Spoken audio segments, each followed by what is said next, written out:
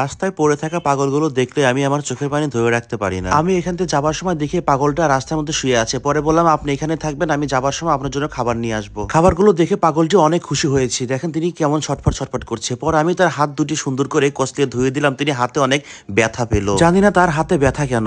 তার হাতে খাবারের প্যাকেটটা দেওয়া মাত্র তিনি তাড়াহুড়া করে খেতে লাগলো, কারণ তিনি প্রচুর পরিমাণে ক্ষুধার্ত ছিলেন। আমি কখনো কাউকে দান করে বা খাইয়ে ভিডিও করি না, শুধু একমাত্র পাগলদের করি, কেননা যেন তার পরিবার তাকে খুঁজে পায় আমার এই ভিডিওর মাধ্যমে। পাগলটি এতটাই ক্ষুধার্ত ছিল যে তিনি খেতে খেতে আসলে পানি খাওয়ার কথা ভুলে গিয়েছিল। পর আমি তাকে পানি খাইয়ে দিলাম। তিনি অনেকটুকু পানি খেলেন ডক ডক করে। ভিডিওটুকু সবাই প্রচুর পরিমাণে শেয়ার করুন যেন তার পরিবার তাকে খুঁজে পায়। একটি ভাই ভ্যানে করে রুটি নিয়ে যাচ্ছিল, তিনি তার জন্য এক প্যাকেট রুটি দিয়ে গেলেন। পাগলটির শরীর এতটাই দুর্বল ছিল যে তিনি সেই হাড় থেকে মাংসগুলো আলাদা করে খেতে পারছিল না।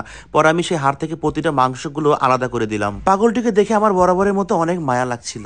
সম্ভবত তার বাড়িটা হবে রাজশাহী, বগুড়া এবং কি নওগাঁ ওই জেলার দিকে। পাগলটির খাওয়া যখন শেষ হয়ে গেল তখন আমি আবারও তার হাত দুটি সুন্দর করে কচলিয়ে ধুয়ে দিলাম। পরে তার মুখে লেগে থাকা মাংসের ঝোল এবং ভাত ছিল সেটাও আমি সুন্দর করে পরিষ্কার করে দিলাম। পাগলটিকে আমি পেয়েছিলাম যশোর জেলা নাভানা নামক একটা স্থানে। যদি কেউ পাগলটির সন্ধান পেয়ে থাকেন তাহলে অবশ্যই আমাকে জানাবেন। আমি সেখানে একটি ভাই ছিল, আমি তার মোবাইল নাম্বারটি নিয়ে আসছি। কেউ যদি সন্ধান পান তাহলে আমি তার মোবাইল নাম্বারটি দিয়ে দেবো আপনাদেরকে। তিনি আপনাদেরকে খুঁজে পেতে সহযোগিতা করবেন।